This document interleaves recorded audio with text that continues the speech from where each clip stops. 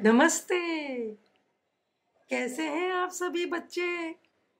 इस बार हम बहुत दिनों के बाद में मिल रहे हैं। अभी है ना, देखिए, परीक्षाएं की समय आ रही है और सभी बहुत ही पढ़ाई में तन मन धन से जुटे हुए हैं। बड़ी बड़ी परीक्षाएं भी है, बड़ी बड़ी क्लासेस की और छोटी छोटी भी। लेकिन आज का जो हमने विषय लिया है वह यही लिया है कि वरदान है विफलताएं। मतलब तुम सोच रहे होंगे कि आज ये क्या बता रही हैं। ऐसी बात नहीं है। हम असफल भी होते हैं, सफल भी होते हैं। कभी कभी यही असफलताएं भी हमारे लिए वरदान साबित हो जाती हैं।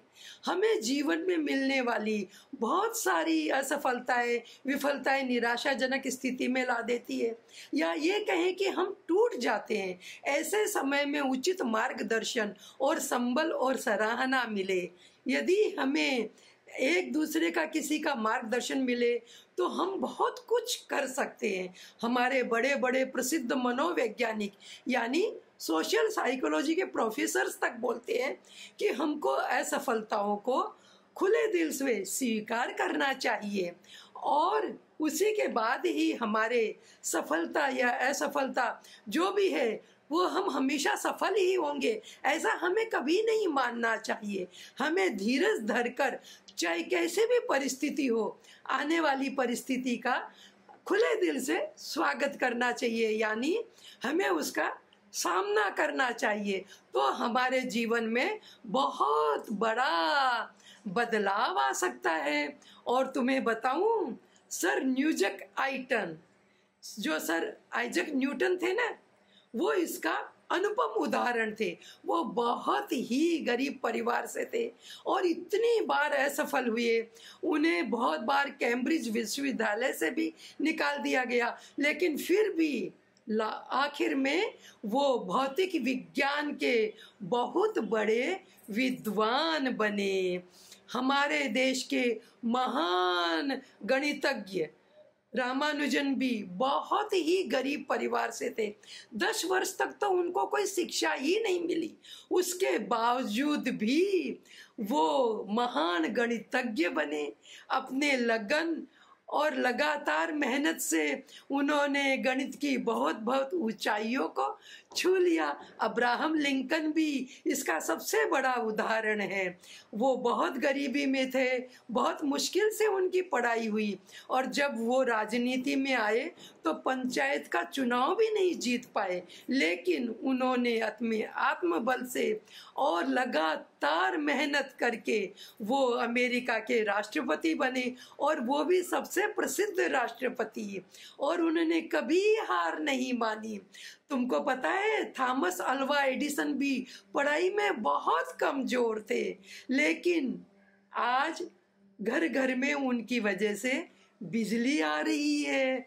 और उन्होंने इतनी मेहनत करी कि जिनको सबने नकार दिया था, आज उन्हीं के नाम पर कम से कम 2500 से अधिक पेटेंट अंकित हो गए हैं।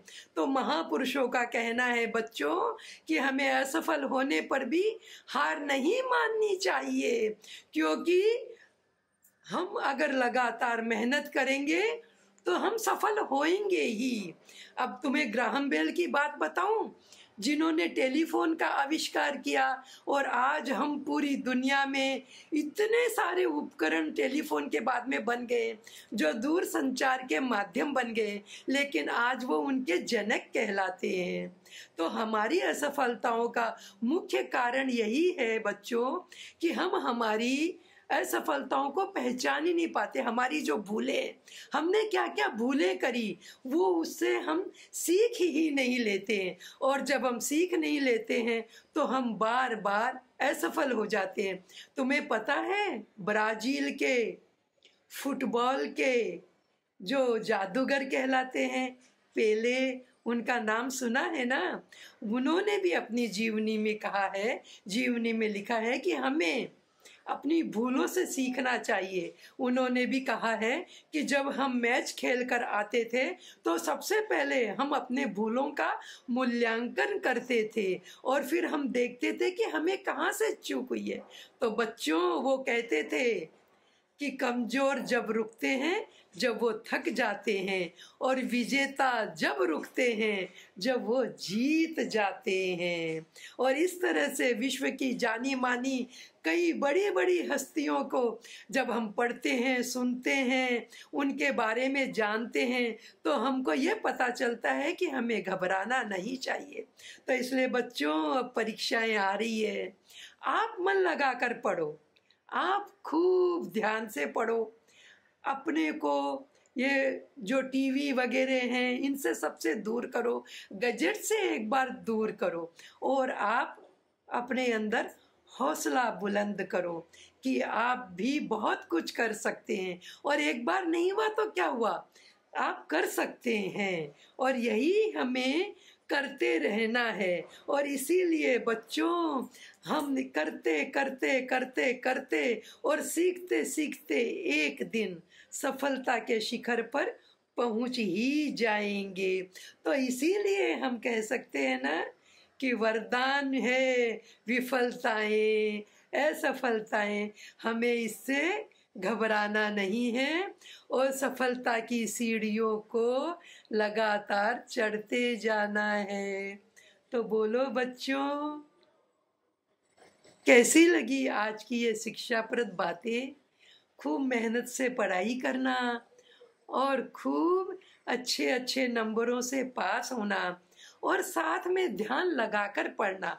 जो तुम सीख रहे हो, जो तुम पढ़ रहे हो, उसे मनन भी करो ताकि वो जीवन में उतर सके।